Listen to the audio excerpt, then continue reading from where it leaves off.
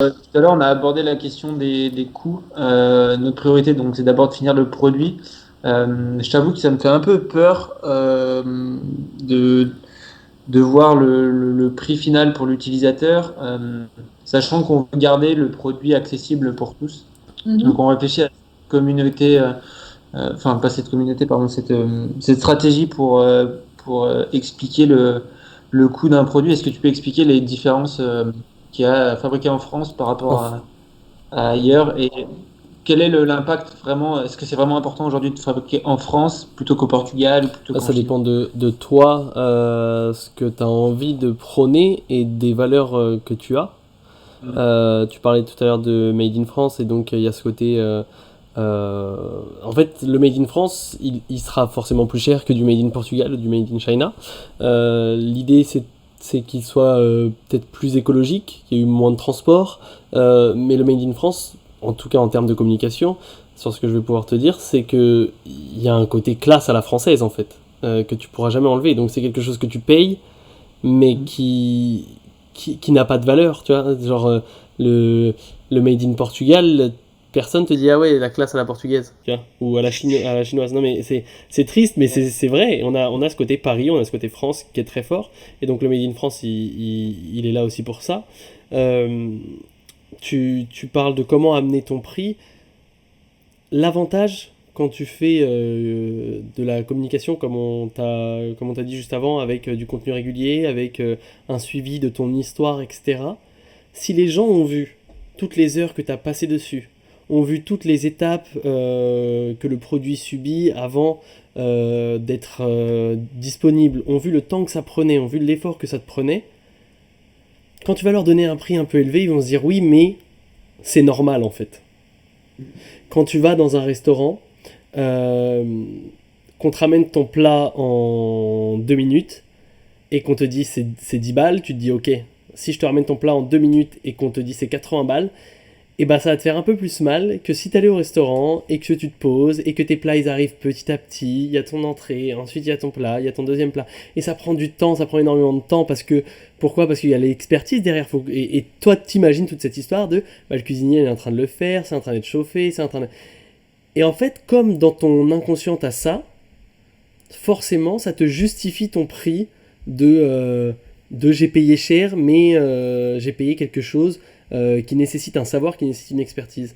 Quand quelqu'un achète un t-shirt à 1 ou 2 euros et qu'il n'a pas de remords par rapport à ça, je pense un peu à moi parfois, qu'il n'a pas de remords, c'est pas bien, ok, qu'il n'a pas de remords par rapport à ça, c'est parce que il ne sait pas, dans son inconscient, il n'a pas ce truc-là de bah, un t-shirt, c'est tant d'heures de travail, c'est tant d'eau dépensée, c'est tant de trucs, c'est tant de nana.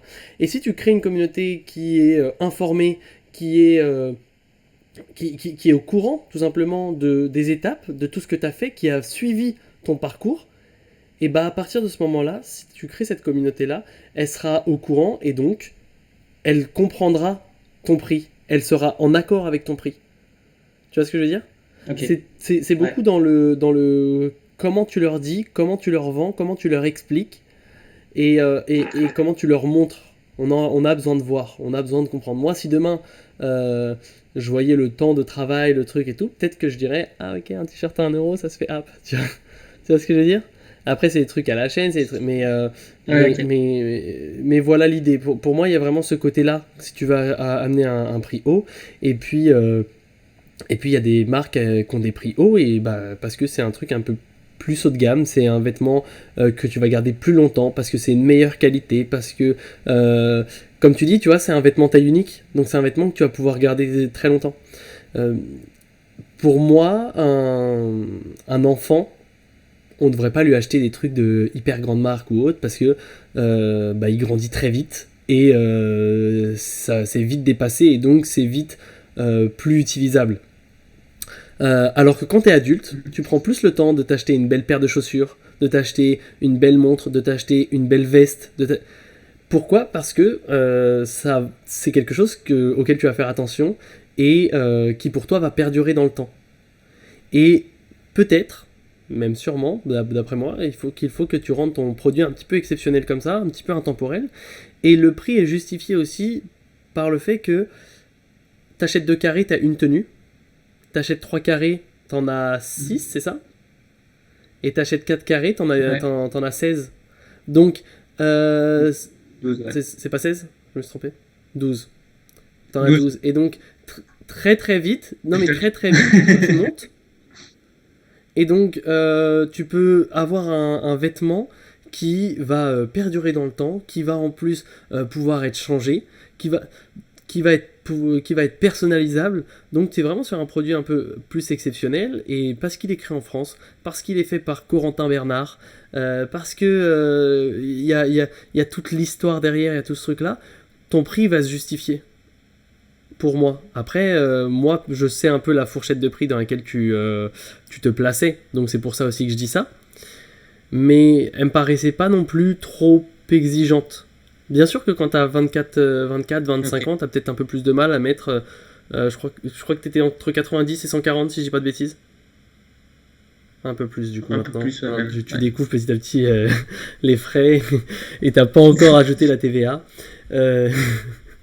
Tu découvres que si tu veux être rentable, non mais voilà.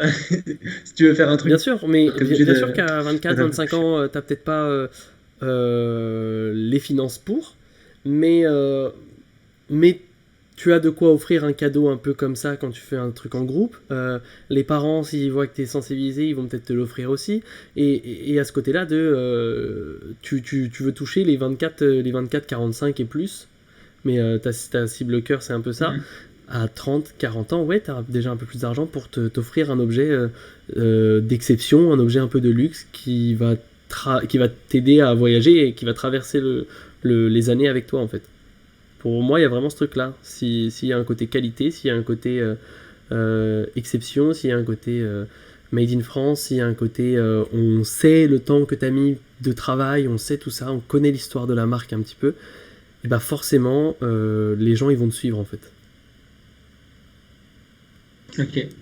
De rien. Merci. Super.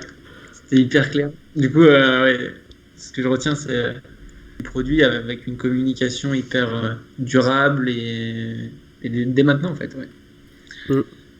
Ça me met un truc de plus dans la to-do list à faire. Ah, il y a plein de choses à faire dans la to-do list. Hein. Mais voilà, non, c'est un premier point d'avancement pour ton côté.